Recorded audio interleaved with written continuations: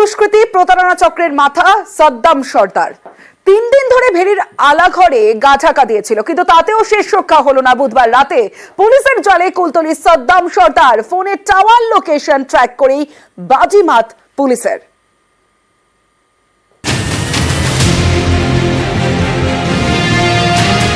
পুরনো সোনার মূর্তি বিক্রির নামে পরিকল্পিত প্রতারণা, কোটি কোটি টাকা প্রতারণা চক্রের কিংপিন সাদ্দাম সর্দার। সাদ্দামকে ধরতে গিয়েই সোমবার আক্রান্ত হয় পুলিশ। পুলিশকে লক্ষ্য করে গুলি চালানো হয় বলে অভিযোগ। পুলিশের হাত থেকে সেদিন সাদ্দামকে ছিনিয়ে নেয় তার পরিজনরা। দুদিন পর বুধবার গভীর রাতে কুলতলি থানার পুলিশের হাতে গ্রেপ্তার সাদ্দাম সর্দার। কুলতলির চুপড়িঝাড়া থেকে ধরা পড়ে। রেড আমরা করি চুপড়িঝাড়াতে ওখানে একটা আলাঘর পাওয়া যায়। ওখানে যে আমাদের ঠাকুর রানী নদী আছে, ওর পাশে যে আলাঘর ফিশারি, ওই ফিশারির মালিক হচ্ছে মান্নান খান। মান্নান খানের 3-4টে আলাঘর ছিল, ওর একটা আলাঘরে এ শেল্টার নিয়ে বসেছিল। এ আর মান্নান দুজনকেই অ্যারেস্ট করি। এই যে আমরা ফাঁকা এলাকায় রয়েছি, ডান দিকে রয়েছে ঠাকুরার নদী এবং বাঁ দিকে রয়েছে বড় বড় ফিশারি। এই ফিশারির মধ্যেই যে আলাঘর, এই আলাঘর থেকেই তাকে গ্রেপ্তার করে কুলতলি থানার পুলিশ। সোমবার সকালে জালাবেড়িয়া 2 গ্রাম পঞ্চায়েতের পয়তারহাটে সাদ্দামের বাড়িতে হানা দিয়েছিল পুলিশ, কিন্তু সাদ্দামকে ধরতে পারেনি। জানা গেছে পুলিশের হাত থেকে পালিয়ে সাদ্দাম লুকিয়ে পড়ে উচ্ছে খেতে। সেখানে বেশ কিছুক্ষণ লুকিয়ে থাকে। সন্ধে নামতেই আরেক জায়গায় পালায়। নদী পার ধরে চলে যায় চুপড়িঝাড়ায়। এখানেই মান্নান খানের ভেড়ি। ভেড়িতে নজর রাখতে থাকে আলাঘর। এই সেই আলাঘর। এই আলাঘরেই সোমবার থেকে লুকিয়েছিল সাদ্দাম সর্দার। এই যে আলাঘর, সেই আলাঘরে থাকার জন্য সাদ্দামের সমস্ত রকম ব্যবস্থা করে দিয়েছিল। এখানে যেটা দেখা যাচ্ছে যে প্রত্যেকটি একটি মানুষ থাকতে গেলে তার যে যে করণীয় যে যে জিনিস লাগবে সেগুলো রয়েছে, যেমন খাবার জিনিস থেকে শুরু করে নেশার জিনিস, এবং তার সঙ্গে মশার উপদ্রব থেকে বাঁচতে মশার মারা ধূপ, রাত্রে যাতায়াতের জন্য টর্চ লাইট, তার সঙ্গে পেস্ট, বৃষ্টি হলে ছাতা, এবং তার সঙ্গে গামছা, এবং তা রাত্রে লাইটের জন্য সোলার লাইটের ব্যবস্থা। তার সঙ্গে একাধিক জামা কাপড়ও সেখানে রয়েছে। জানা গেছে মোবাইল ফোনের টাওয়ার লোকেশন ট্র্যাক করে সাদ্দামের হদিশ পায় পুলিশ। তারপর বুধবার রাতে অভিযান, জালে সাদ্দাম।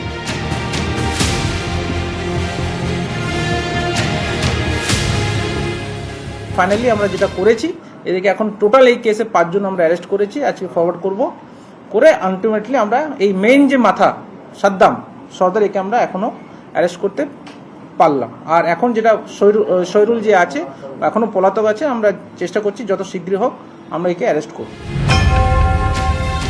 নিউজ 18 বাংলা।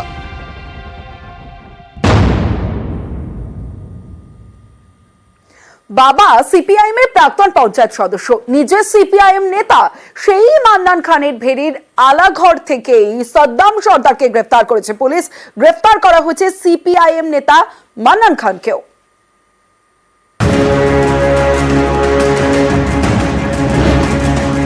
পুলিশের জালে কুলতলির সাদ্দাম সর্দার। বুধবার রাতে তাকে গ্রেফতার করে কুলতলি থানার পুলিশ। সাদ্দামের পাশাপাশি গ্রেফতার করা হয়েছে এলাকার সিপিআইএম নেতা মান্নান খানকেও। এই মান্নানের আলাঘরেই লুকিয়েছিল প্রতারণা চক্রের কিংপিন সাদ্দাম সর্দার। বাম নেতা মান্নান খান তার আলাঘর থেকে, আমার পিছনে যে আলাঘর দেখা যাচ্ছে সেই আলাঘর থেকে গ্রেপ্তার হয়েছে প্রতারণা মামলার মূল অভিযুক্ত সাদ্দাম সর্দার।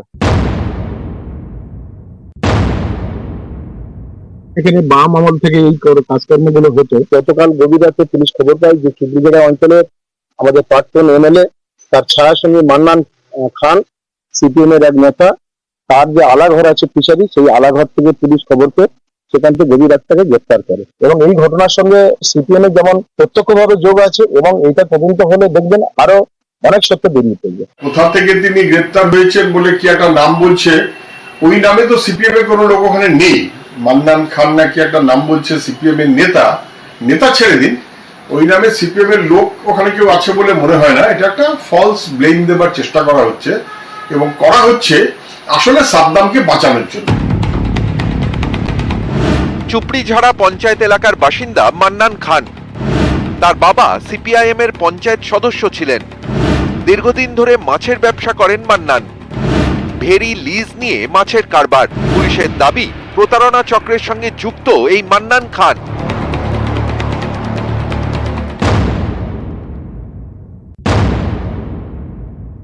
মান্নানের পরিচয় কি, মানে এও কি চক্রের সঙ্গে যুক্ত? এর চক্রের সঙ্গে যুক্ত, এর এগেইনস্টও কেস আছে বিভিন্ন। নিজেকে তো সিপিএম মেম্বার বলছে। একই সাথে কারবার করে এই যে একদম একদম একদম এদের একটা গ্রুপ আছে, অ্যারাউন্ড 12 থেকে 14 লোকের একটা টিম আছে। এই টিমরাই এটা করে। আপনার ছেলে কি সিপিএম দল করে? না, এখন না করে না, সব বারাকুন্দি সব বসছে, কোনো দলের সঙ্গে যোগাযোগ নেই।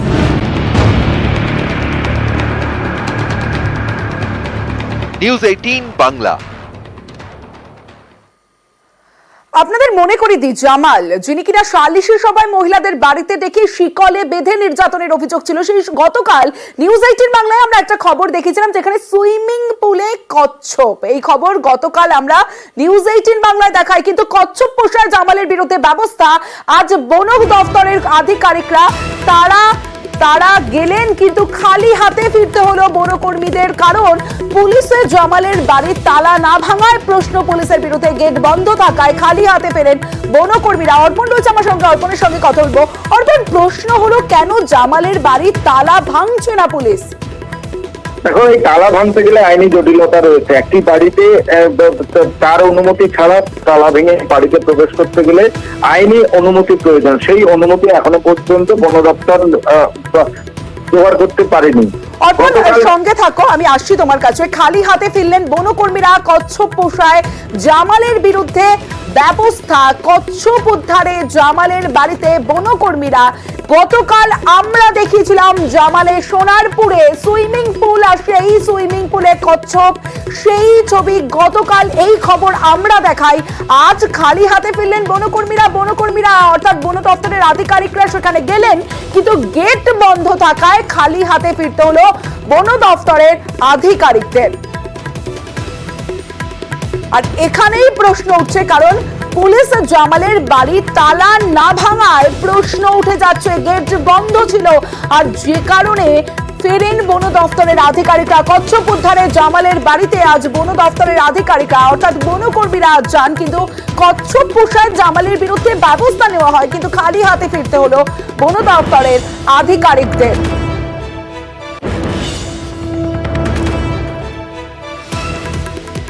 জামাল, যার বিরুদ্ধে একাধিক অভিযোগ, যেখানে সালিশি সভায় মহিলাদের বাড়িতে শিকল দিয়ে বেঁধে নির্যাতনের অভিযোগ, এবং তারপরেই জামালের একের পর এক কীর্তির সামনে এসেছে। আর সেই জায়গায় খালি হাতে ফিরলেন বন দপ্তরের আধিকারিকরা, কারণ গতকালই আমরা দেখিয়েছিলাম সুইমিং পুলে কচ্ছপ।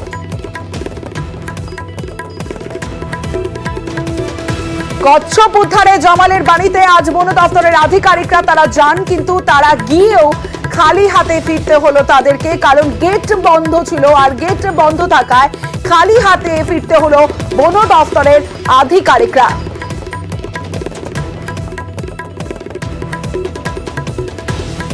পুলিশ জামালের বাড়ির তালা না ভাঙায় প্রশ্ন উঠছে, কারণ কেন জামালের বাড়ির তালা ভাঙলো না পুলিশ?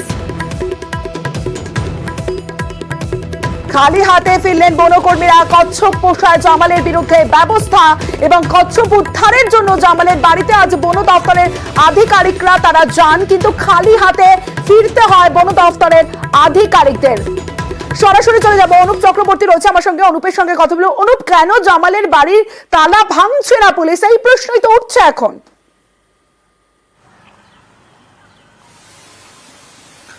পুলিশের এই ভূমিকায় নিয়ে কিন্তু প্রশ্ন উঠছে, কারণ গতকাল রাতে যেমন বন দপ্তর আধিকারিক তারা কিন্তু একেবারে জামাল সর্দার তার বাড়ি যখন ঢোকার জন্য প্রবেশ করতে চেয়েছিল সময় ঢুকতে পারেনি।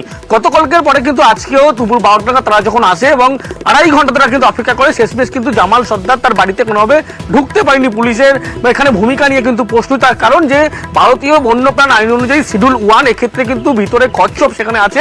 এই কথা শুধু বন দপ্তর জানে, এখনো কি সেখানে ঘটনা আছে, সেখানে কিন্তু পশু বা জন্তু সেখানে আছে এখনো পর্যন্ত স্পষ্ট নয়। শুধুমাত্র তারা কিন্তু কচ্ছপ দেখতে পেয়েছে।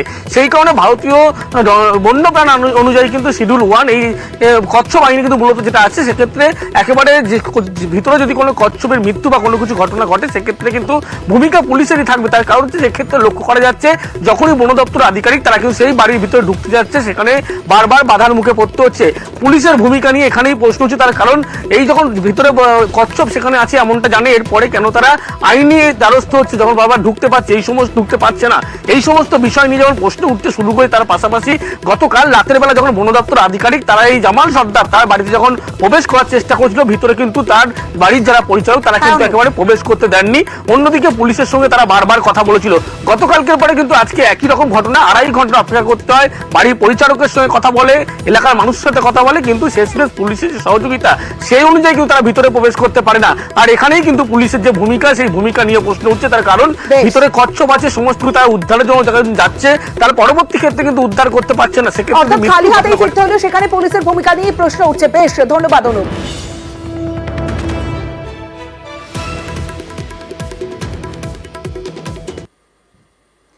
এবার কালনার আপডেটের দিকে নজর রাখবো, কারণ রক্ষীকে ধাক্কায় ডিএম এসপি কে অভিযোগ, কালনার চেয়ারম্যানের বিরুদ্ধে অভিযোগ। কারণ কাল পুরাতত্ত্ব বিভাগের রক্ষীকে ধাক্কা চেয়ারম্যানের। কালনা রাজবাড়ির লালাজি মন্দিরের ঘটনায় রীতিমতো বিতর্ক। ঘটনার পর কালনার চেয়ারম্যানকে শোকজ তৃণমূলের।